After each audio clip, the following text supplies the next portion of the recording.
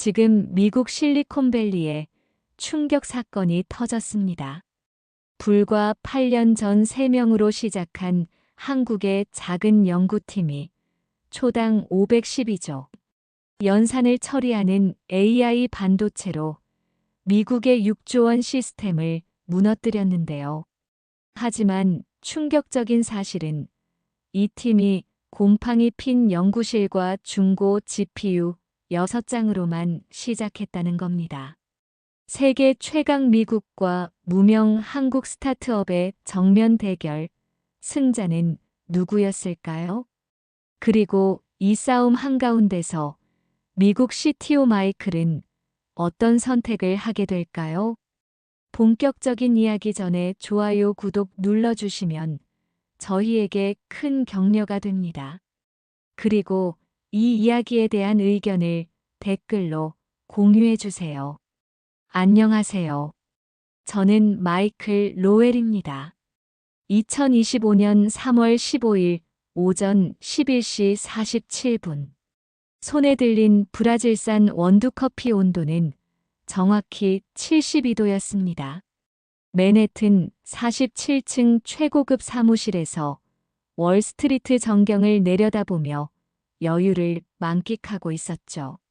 하지만 스마트폰 화면에 떠오른 그 6개의 숫자가 제 오만한 미소를 단숨에 지워버렸습니다. 6조 3천억 원. 미국이 세계 최강이라며 자랑해온 AI.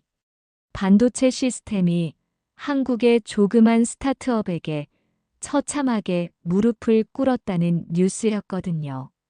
믿을 수가 없었습니다.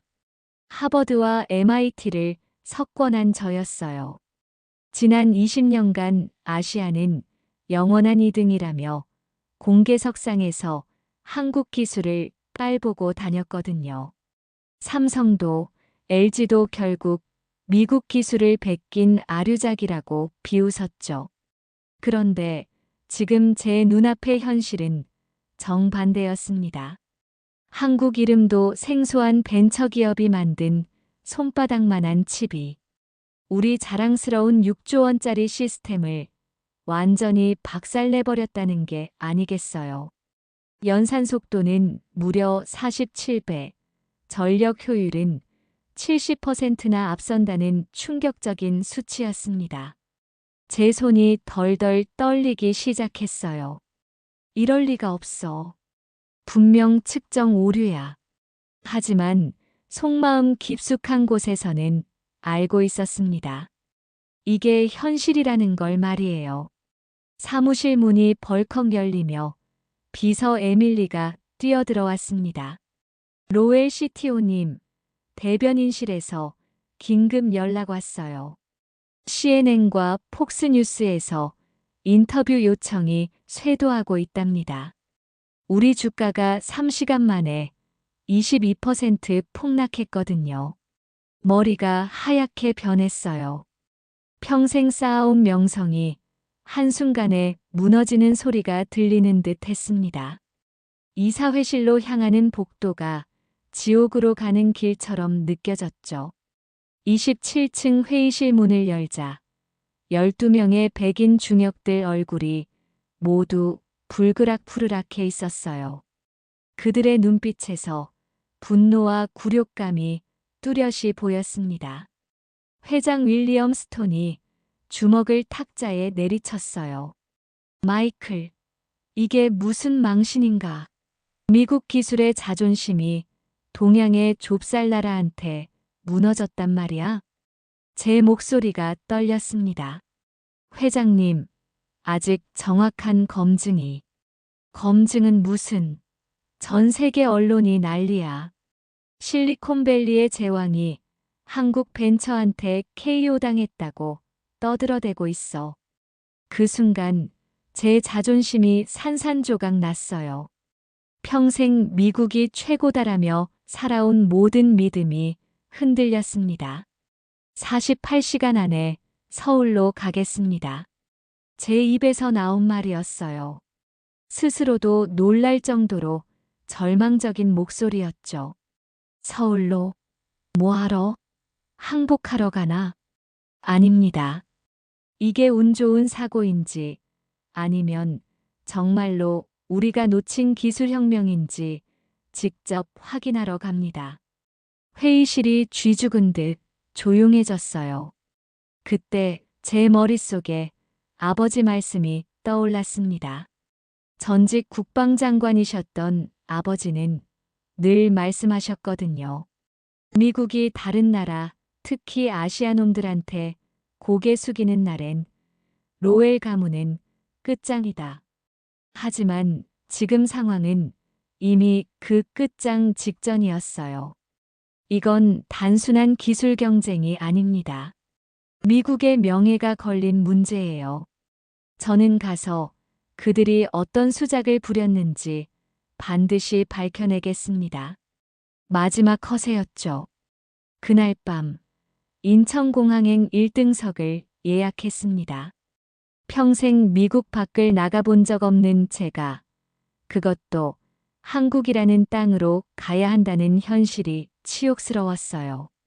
하지만 더 치욕스러운 건 제 마음 깊숙한 곳에서 조금씩 자라나는 두려움이었습니다.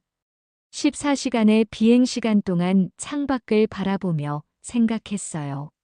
정말로 한국의 작은 연구실에서 미국을 무너뜨릴 기술이 탄생했단 말인가요? 그때는 몰랐습니다. 제가 곧 목격하게 될 현장이 미국 기술 패권의 종말을 알리는 첫 번째 신호탄이라는 걸 말이에요. 그리고 한국이라는 나라가 얼마나 무서운 저력을 가진 곳인지도요. 인천공항에 내린 순간부터 모든 게 제 예상과 달랐습니다. 3월의 서울 공기는 차갑고 매서웠어요. 하지만 그보다 더 차가운 건 제 마음이었죠. 평생 다른 나라 기술을 우습게 봐온 제가 그것도 한국이라는 곳에 굽신거리며 와야 한다는 현실이 견딜 수 없었거든요. 택시에서 내려다본 서울 풍경은 생각보다 현대적이었습니다. 하지만 제 속마음은 여전했어요. 아무리 겉모습을 치장해봤자 기술력은 따라올 수 없을 거야. 구로디지털 단지. 그 이름부터가 촌스럽게 들렸습니다. 엘리베이터에서 내린 곳은 7층이었어요. 복도 끝에 있는 작은 간판이 눈에 들어왔습니다. 코리아 AI 반도체. 간판조차 초라해 보였죠. 제가 다니는 맨해튼 본사와는 천지 차이였어요. 문을 열고 들어서는 순간 코를 찌르는 묘한 냄새가 났습니다. 믹스커피 냄새였어요. 그리고 진한 담배 냄새까지 뒤섞여 있었죠. 제 눈앞에 펼쳐진 광경은 가히 충격적이었습니다. 낡은 책상 6개가 겨우 들어가는 비좁은 공간이었어요. 문 옆에는 스테인레스 원통형 담배통이 재떨이 역할을 하고 있었고 구석 선반에는 믹스커피 봉지들이 수북이 쌓여 있었습니다. 중고로 보이는 모니터들이 여기저기 흩어져 있었고요. 이게 미국 최고 기술을 무너뜨린 연구실이라고요? 한쪽 구석에서 30대 후반으로 보이는 남자가 컵라면을 후루룩거리며 먹고 있었어요. 안녕하세요. 백윤호입니다. 그가 일어나며 손을 내밀었습니다. 소매가 낡아서 실밥이 풀린 체크 셔츠를 입고 있었어요. 이 사람이 정말 미국 기술계를 발칵 뒤집어 놓은 장본인이란 말인가요? 마이클 로웰입니다. 악수를 나누며 속으로 비웃었어요. 제가 입은 수트 한 벌 값이 저 사람 월급보다 비쌀 것 같았거든요. 원래 이런 곳에서 일하십니까? 제 목소리에 조롱이 묻어났을 거예요. 네, 여기서 3년째 작업하고 있습니다. 임대료가 저렴해서요. 백윤호는 담담하게 대답했습니다. 전혀 부끄러워하지 않더군요. 주변을 둘러보니 더욱 기가 막혔어요.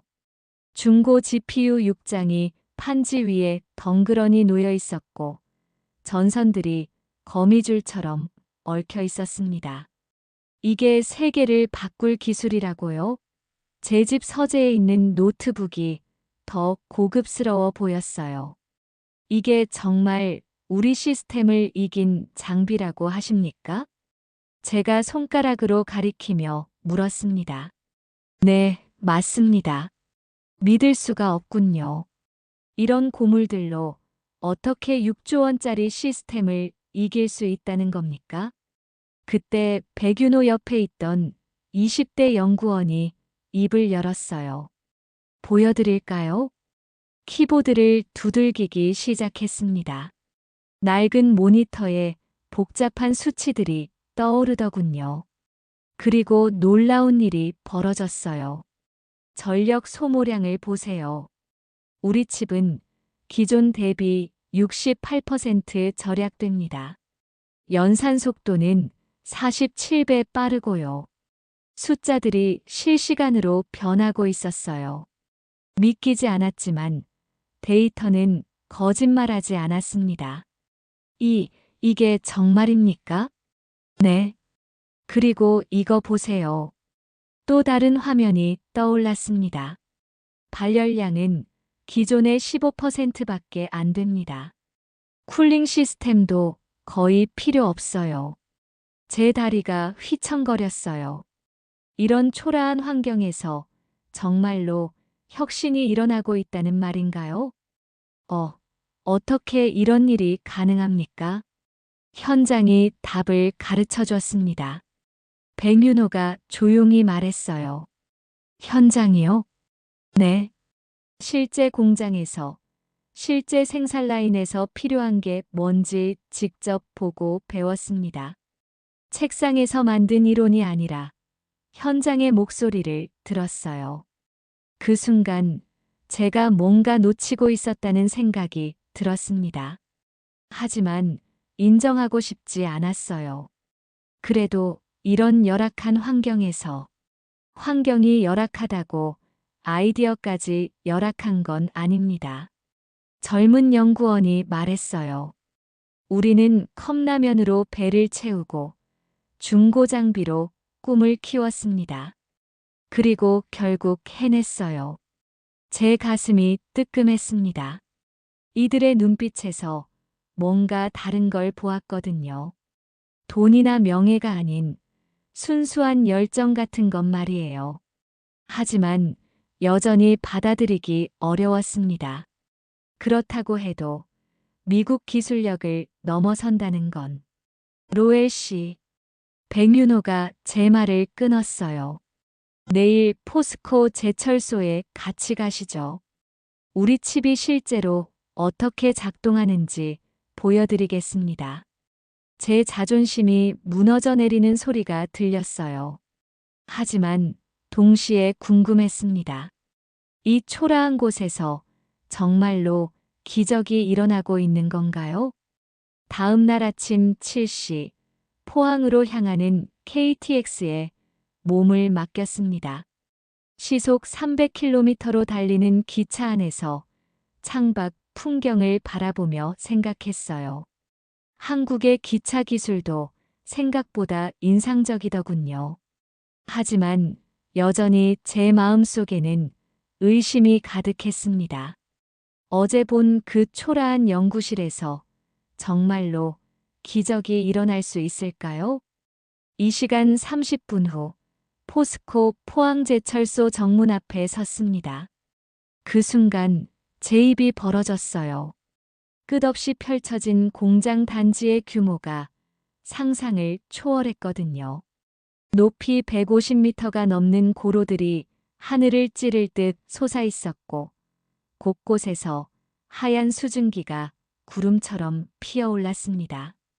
이게 바로 대한민국 철강 산업의 심장부구나 싶었어요. 어떠세요? 우리나라 기술의 결정체입니다. 백윤호가 자랑스럽게 말했습니다. 생각보다. 크네요. 제가 억지로 짜낸 말이었어요. 사실 미국에서도 이 정도 규모의 제철소는 본 적이 없었거든요. 안전모를 쓰고 공장 안으로 들어갔습니다. 거대한 기계들이 쉼없이 돌아가는 소리, 뜨거운 쇳물이 흘러가는 장면들이 압도적이었어요. 하지만 제가 정말 충격을 받은 건 그 다음이었습니다. 저기 보이는 게 1호 고로입니다. 하루 1만 톤의 선처를 생산하죠. 포스코 직원이 설명했어요. 용광로 온도가 지금 1538도입니다. 1538도. 제 혀가 마르는 숫자였어요. 그 온도에서 우리 AI 칩이 실시간으로 품질을 검사합니다. 백윤호가 태블릿을 꺼내 보여줬어요. 화면에는 복잡한 그래프와 수치들이 실시간으로 변하고 있었습니다. 이게 뭡니까? 철강 표면의 미세 결함을 감지하는 시스템이에요. 기존에는 유관 검사나 엑스레이를 써서 몇 시간씩 걸렸거든요. 그때였습니다. 갑자기 화면에 빨간 경고등이 켜졌어요. 뭔가 감지됐네요. 백윤호가 화면을 자세히 들여다봤습니다. 3호 라인 왼쪽에서 47cm 지점에 0.3mm 균열이 발견됐다고 나오네요. 0.3mm. 머리카락 굵기의 3분의 1도 안 되는 크기였어요. 설마 그런 작은 균열을 진짜로 찾아낸 겁니까? 제가 믿기지 않아 물었습니다. 확인해 보죠. 포스코 직원이 무전기로 연락했어요. 3호 라인 좌측 47cm 지점 검사 부탁합니다. 10분 후 무전기에서 답이 왔습니다. 확인됐습니다. 정확히 그 지점에 미세균열 발견. AI 진단이 100% 정확합니다. 제 등골에 소름이 돋았어요. 이게 언제부터 가능했습니까? 우리 AI는 0.3초 만에 판단합니다. 0.3초. 제가 눈을 한번 깜빡이는 시간보다 짧았어요. 6년 전부터 이런 기술 개발에 매달렸는데 기존 방식으론 불가능했거든요. 그런데 한국 기술로는 실시간 감지가 되네요. 포스코 직원의 말에 제 머릿속이 하얗게 변했습니다. 잠깐, 6년이라고 하셨습니까? 네. 우리도 미국, 독일 기술 도입하려고 무진애를 썼어요. 하지만 다 실패했거든요. 충격이었습니다. 우리 미국이 6년 동안 해결하지 못한 문제를 한국의 작은 스타트업이 단숨에 해결해버린 거였어요. 우린 6년을 투자했는데 당신들은 6초 만에 해냈다고요? 제 목소리가 떨렸습니다. 6초가 아니라 0.3초예요. 젊은 연구원이 웃으며 대답했어요. 그 순간 제가 평생 쌓아온 모든 자신감이 무너져 내렸습니다. 1538도 용광로 앞에서 제 오만함이 그 뜨거운 열기에 녹아버리는 걸 느꼈어요. 어떻게 이런 일이 가능합니까? 현장에서 답을 찾았습니다. 백윤호가 진지하게 말했어요. 실제 작업자들의 경험과 노하우를 AI에게 학습시켰거든요. 책상에서 만든 알고리즘이 아니라 30년 경력장인의 손끝 감각을 디지털로 옮긴 거예요. 30년 경력장인의 손끝 감각. 그 말이 제 가슴을 파고들었습니다. 미국에서는 이런 접근을 해본 적이 없습니까? 없습니다. 우리는 늘 이론부터 시작했거든요. 솔직히 인정할 수밖에 없었어요. 용광로에서 뿜어져 나오는 뜨거운 바람을 맞으며 깨달았습니다. 진짜 혁신은 최고급 연구실이 아니라 이런 뜨겁고 거친 현장에서 태어나는구나 싶었어요. 제 세계관이 흔들리기 시작했습니다. 포스코에서 돌아온 다음 날, 제 휴대폰이 새벽 5시 47분에 진동했습니다. 발신자는 스티븐 그랜트, 미국 글로벌테크 최고 경영자였어요. 55세의 그는 실리콘밸리에서 가장 무서운 사업가로 통했죠. 한 번 노리면 어떤 수단을 써서라도 손에 넣는다는 악명이 있었거든요. 그런 그가 직접 한국으로 온다는 소식에 제 등골이 오싹해졌습니다.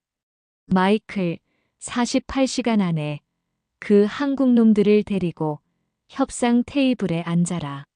스티븐의 목소리는 얼음장처럼 차가웠어요. 하지만 그들이 응할지 2조 원을 준비했다. 현금으로 2조 원. 한국 돈으로 상상할 수 없는 거액이었습니다. 그날 오후 3시 인천공항 VIP 라운지에서 스티븐과 만났어요.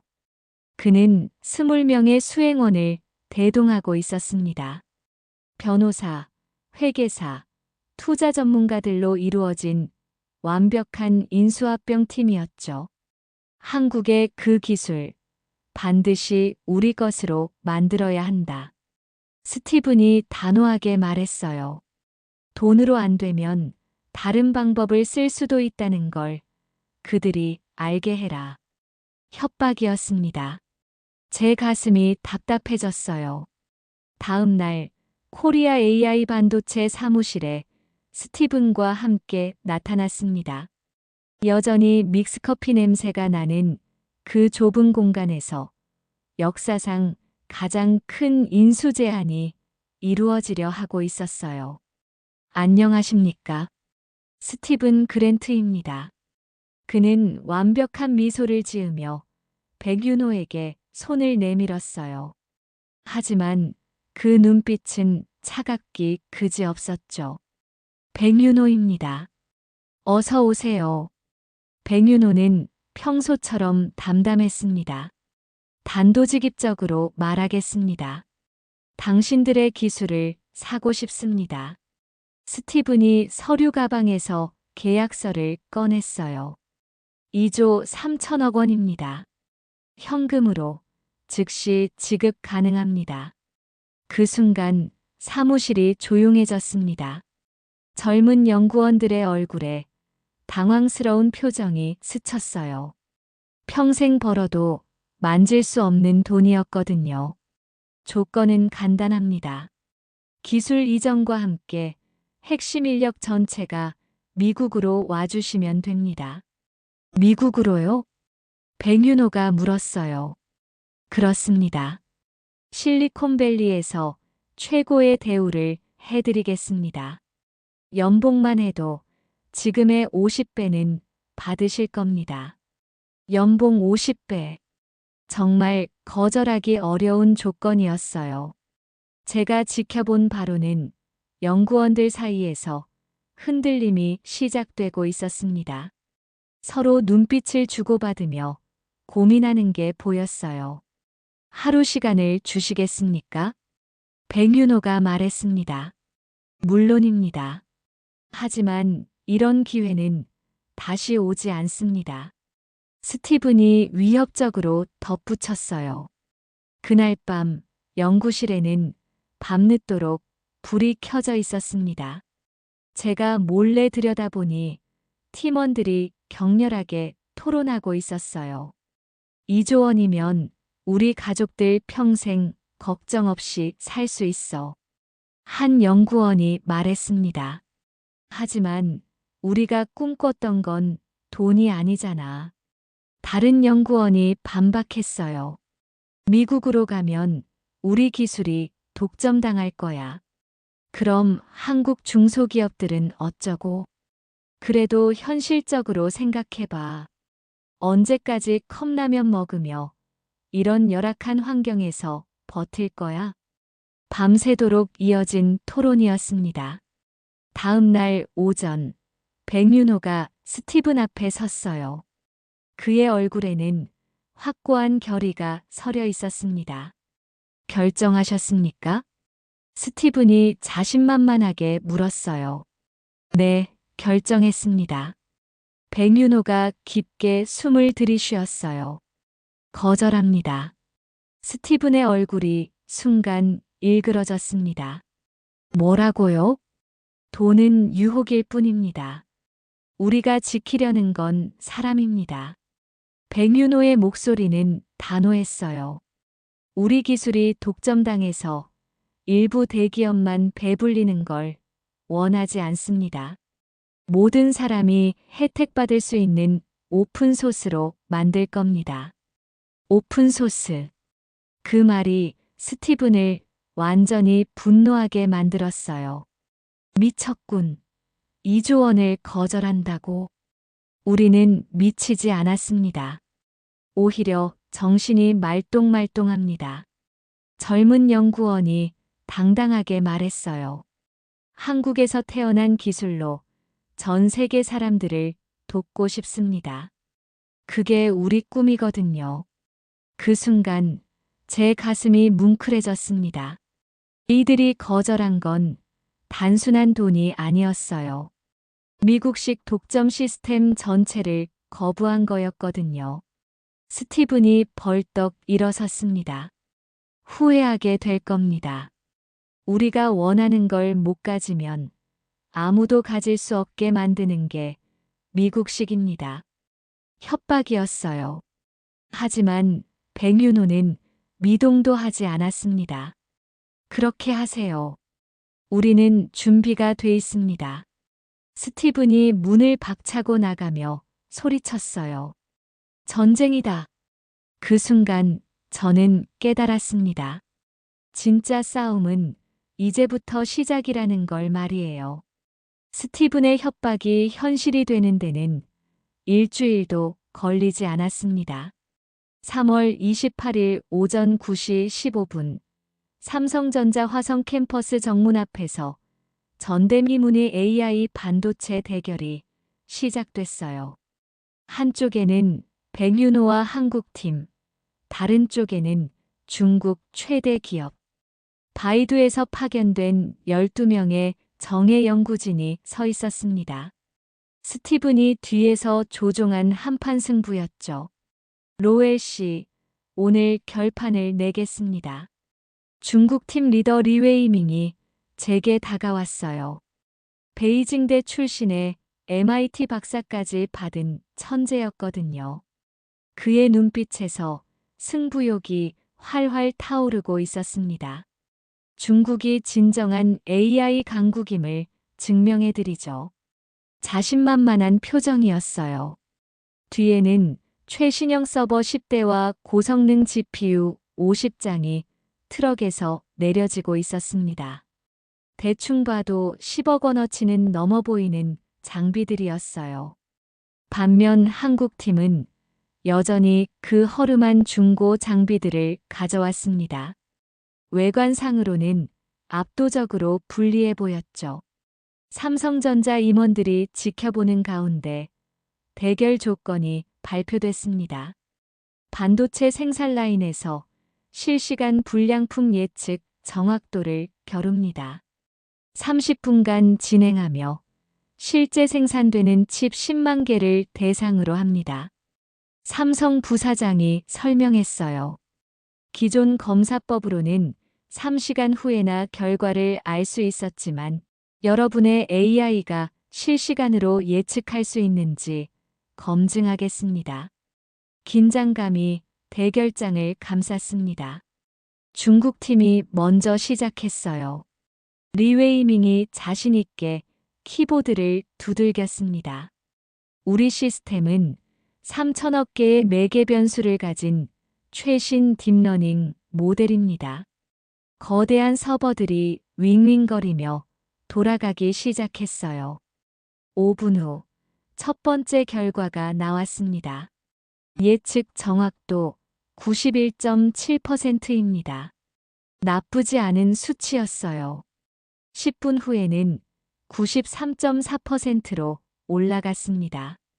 20분 후 마침내 95.2%라는 놀라운 수치를 달성했어요. 95%. 이 정도면 세계 최고 수준입니다. 중국팀이 환호했습니다. 삼성 임원들도 감탄하는 표정이었어요. 자, 이제 한국팀 차례입니다. 그때까지 조용히 지켜보던 백윤호가 일어났어요. 그의 얼굴에는 여전히 평온함이 흘렀습니다. 시작하겠습니다. 젊은 연구원이 낡은 노트북을 켰어요. 중국팀의 화려한 장비와 비교하면 초라하기 그지없었죠. 하지만 놀라운 일이 벌어졌습니다. 1분 만에 96.1%가 나왔어요. 벌써? 중국팀이 당황했습니다.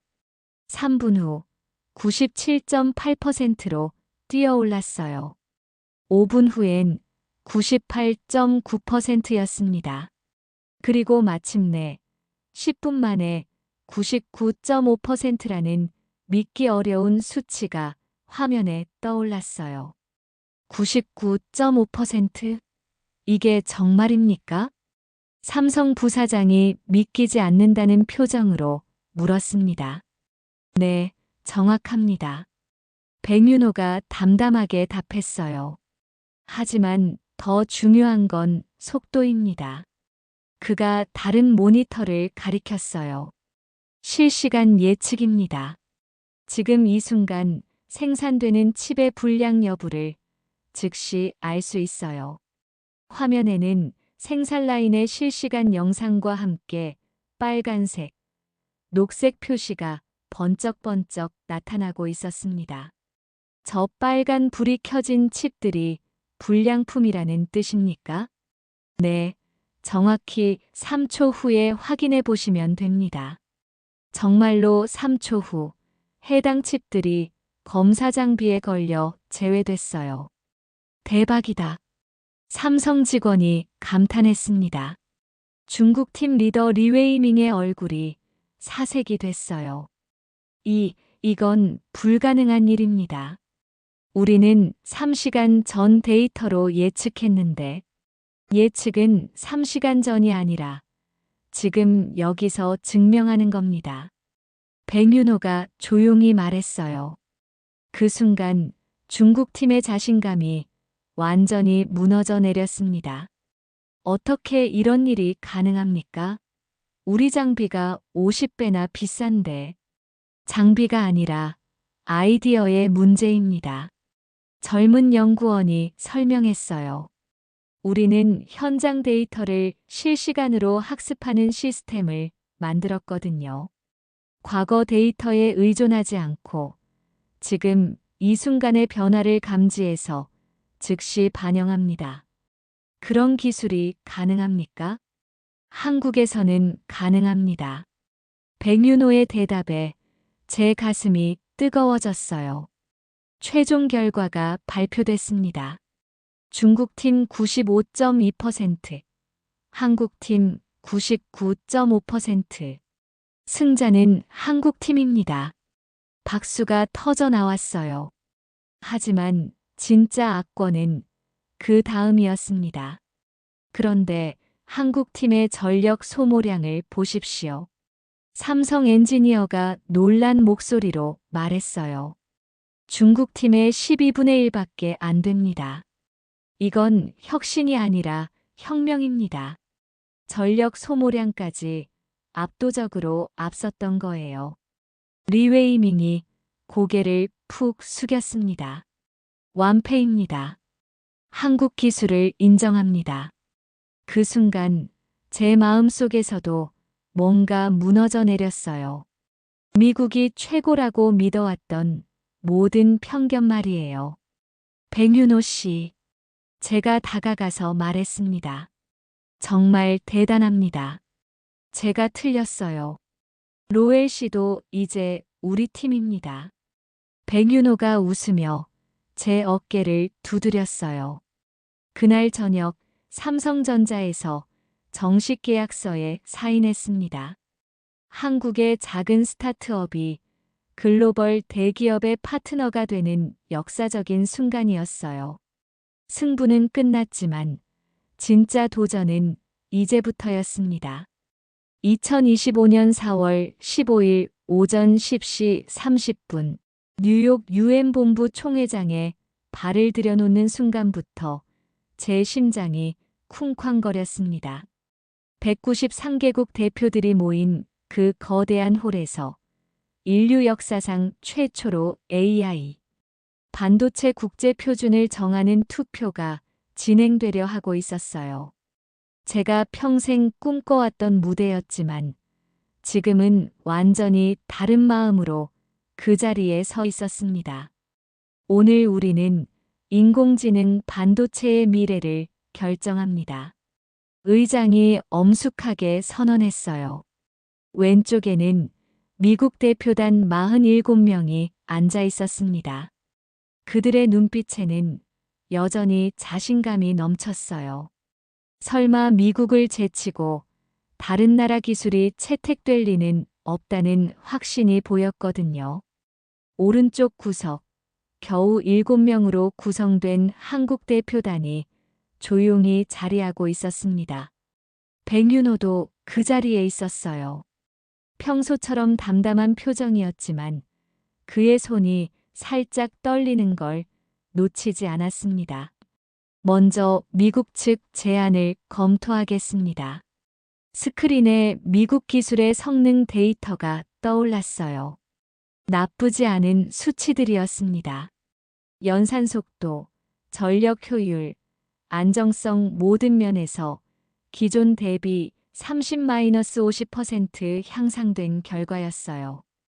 다음으로 한국 측 제안입니다. 하지만 한국 데이터가 나타나는 순간 총회장이 술렁거리기 시작했습니다. 연산 속도는 기존 대비 470% 향상, 전력 효율은 680% 개선, 실시간 오류 감지율 99.7%. 이 수치들이 정확합니까? 독일 대표가 놀라서 물었어요. 네, 모두 독립적인 세계 기관에서 검증받은 결과입니다. 한국 대표가 차분하게 답했습니다. 그리고 가장 중요한 건 백윤호가 일어나서 말했어요. 이 모든 기술을 오픈소스로 공개하겠습니다. 어떤 나라든 어떤 기업이든 자유롭게 사용할 수 있게요. 오픈소스. 그 말이 나오는 순간 총회장이 완전히 뒤바뀌었습니다. 잠깐, 오픈소스라고 하셨습니까? 프랑스 대표가 벌떡 일어났어요. 네, 맞습니다. 기술은 인류 전체의 것이어야 한다고 믿습니다. 백윤호의 말에 여러 나라 대표들이 웅성거리기 시작했어요. 미국 대표단장이 급히 마이크를 잡았습니다. 의장님, 기술 개발에는 막대한 비용이 듭니다. 오픈소스는 현실적이지 않아요. 하지만 브라질 대표가 반박했어요. 그렇다면 왜 한국은 그것이 가능합니까? 더 적은 비용으로 더 뛰어난 기술을 만들면서 그건 미국 대표가 말문이 막혔습니다. 그때 제가 일어났어요. 스스로도 놀랄 정도로 단호한 행동이었습니다. 의장님, 발언권을 요청합니다. 마이클 로웰 CTO님, 말씀하십시오. 제 목소리가 총회장 전체에 울려 퍼졌습니다. 저는 지난 3주간 한국에서 직접 이 기술을 목격했습니다. 미국 대표단이 제게 시선을 고정했어요. 그들의 표정에서 당황스러움이 읽혔습니다. 포스코 제철소에서 0.3초 만에 미세균열을 감지하는 걸 봤습니다. 삼성 공장에서 99.5% 정확도로 실시간 예측하는 것도 확인했어요. 제 가슴이 뛰었습니다. 하지만 가장 놀라운 건 기술이 아니었습니다. 총 회장이 조용해졌어요. 그들의 철학이었습니다. 독점이 아닌 공유, 이익이 아닌 인류를 생각하는 마음 말이에요. 미국 대표단장이 제 이름을 부르며 제지하려 했지만 저는 계속 말했습니다. 나는 미국인입니다. 평생 미국이 최고라고 믿어왔어요. 제 목소리에 감정이 섞였습니다. 하지만 오늘 진짜 미래는 한국에서 시작됐다는 걸 인정합니다. 그 순간 총 회장이 완전히 조용해졌어요. 기술의 진정한 가치는 얼마나 독점하느냐가 아니라 얼마나 많은 사람을 행복하게 만드느냐입니다. 박수가 터져 나왔습니다. 먼저 아프리카 대표들이 일어나서 박수를 쳤어요. 이어서 남미, 동남아시아 대표들이 따라했습니다. 의장이 투표를 선언했어요. 한국 제안에 찬성하는 국가는 손을 들어주십시오. 첫 번째로 브라질이 손을 들었습니다. 그 다음 인도, 인도네시아, 나이지리아. 하나둘씩 늘어나더니 마침내 47개국이 모두 손을 들었어요. 만장일치로 한국 제안이 채택됩니다. 의장이 선언하는 순간 총회장이 우레와 같은 박수로 가득 찼습니다. 백윤호의 눈에 눈물이 맺혔어요. 평생 꿈꿔온 순간이 현실이 된 거였습니다. 저 역시 울컥했습니다. 제가 미국인으로서 한국을 응원하고 있다는 게 믿기지 않았거든요. 이제 전 세계가 한국 기술을 표준으로 사용하게 됩니다. 의장이 최종 선언했어요. 그 순간 제 휴대폰이 진동했습니다. 아버지의 문자였어요. 아들아, 뉴스 봤다. 가문의 수치다.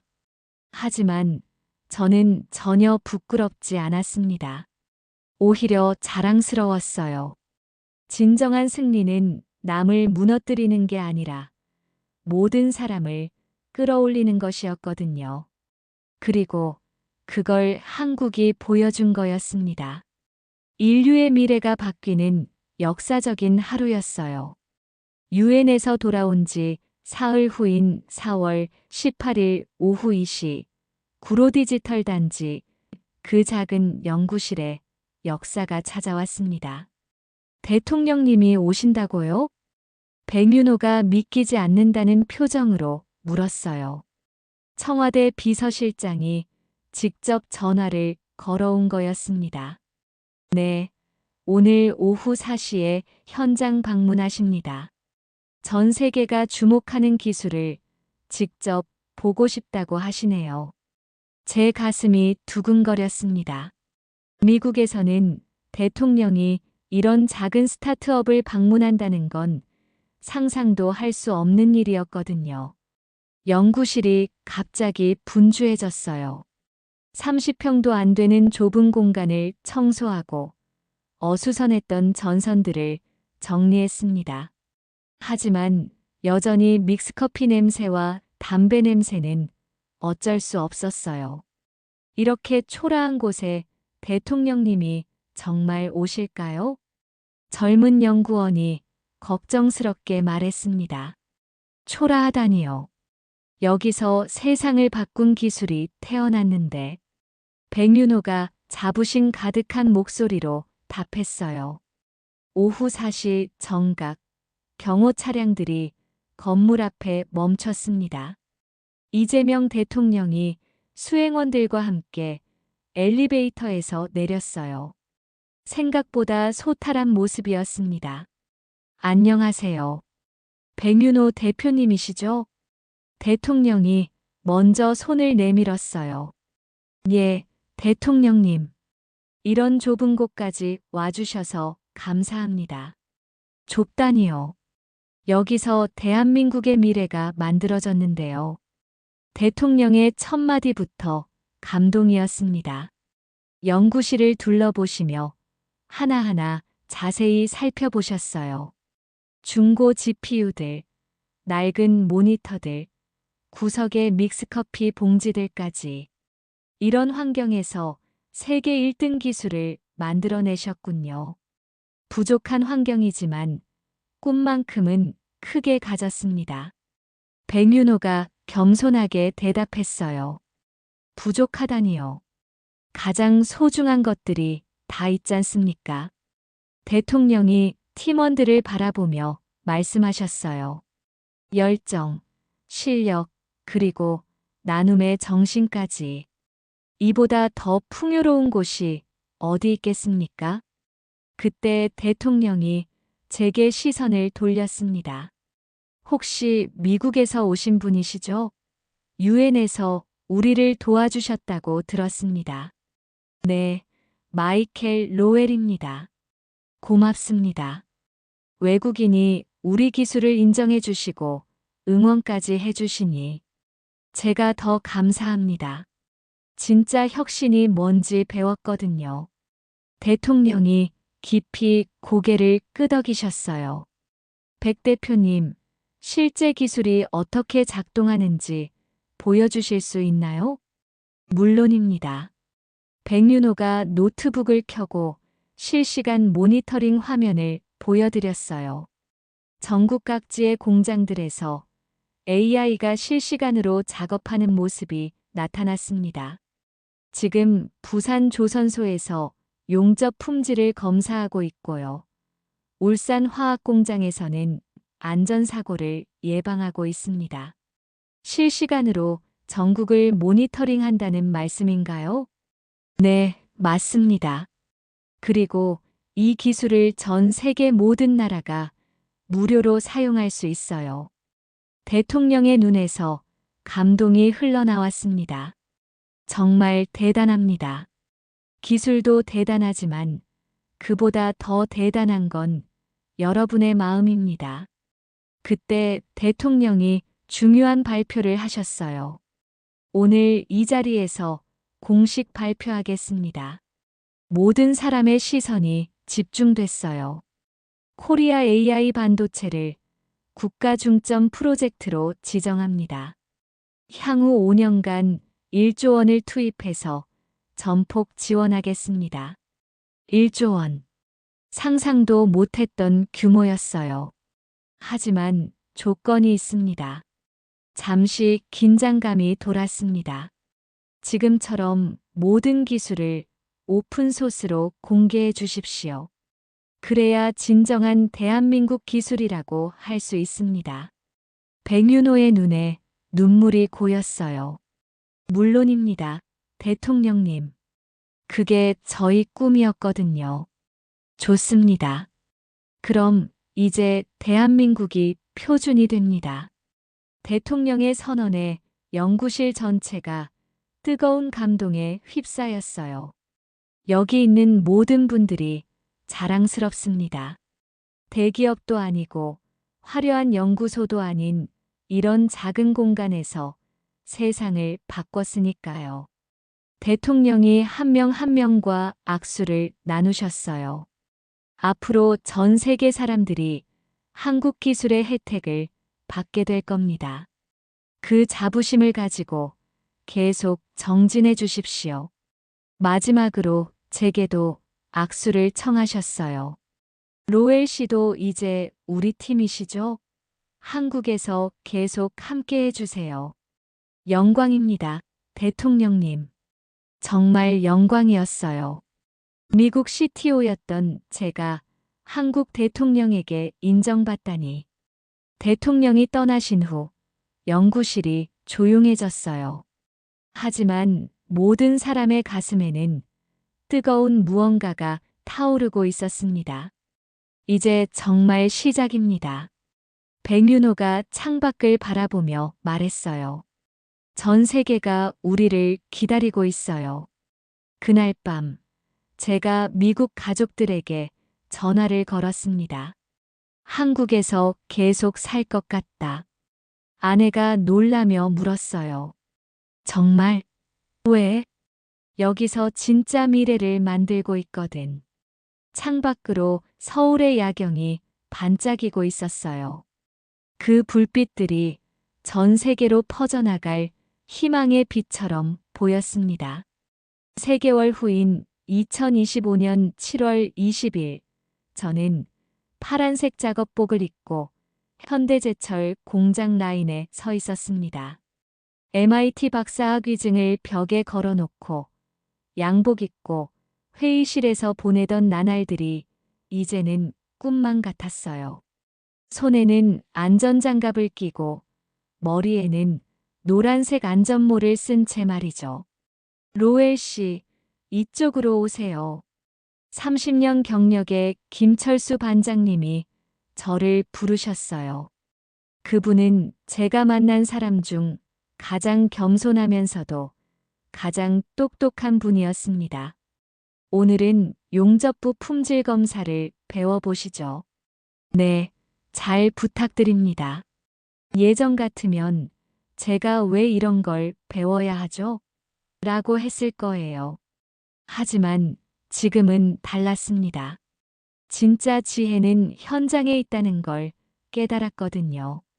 김 반장님이 용접봉을 들고 시연을 보여주셨어요. 여기 보세요. 온도가 1도만 높아져도 용접 품질이 달라집니다. 30년 해보니까 소리만 들어도 알아요. 정말 놀라웠어요. AI가 센서로 측정하는 온도를 김 반장님은 귀로 구별하고 계셨거든요. 반장님 같은 분의 노하우를 AI에게 가르쳐 주신 거군요. 그렇죠.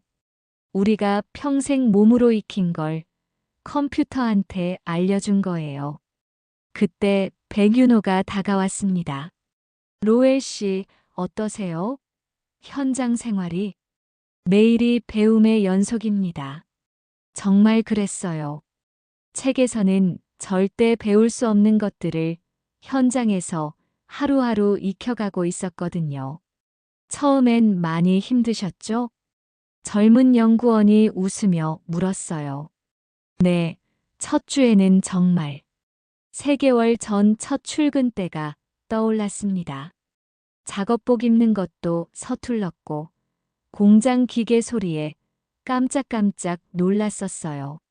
무엇보다 내가 MIT 박사인데 왜 이런 일을 해야 하지?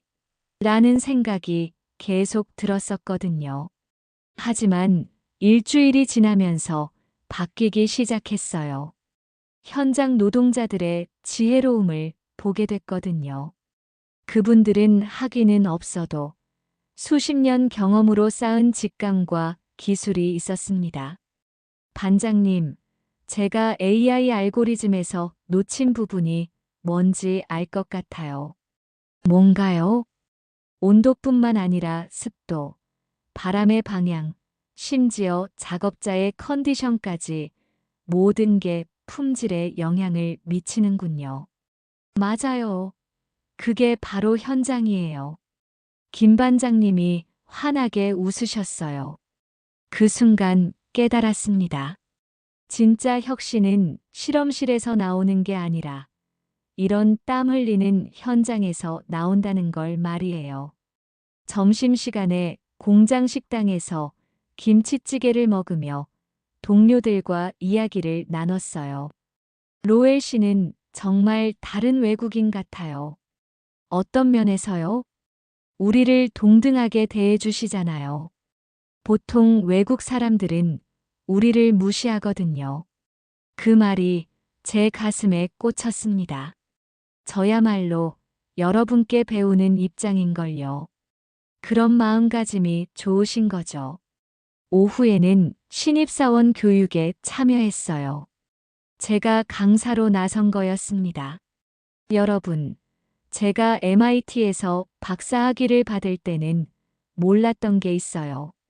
20명의 젊은 직원들이 제 말에 귀를 기울였습니다. 진짜 기술은 책상에서 나오는 게 아니라는 걸 말이에요. 그럼 어디서 나와요? 한 신입사원이 물었어요. 바로 여기서요.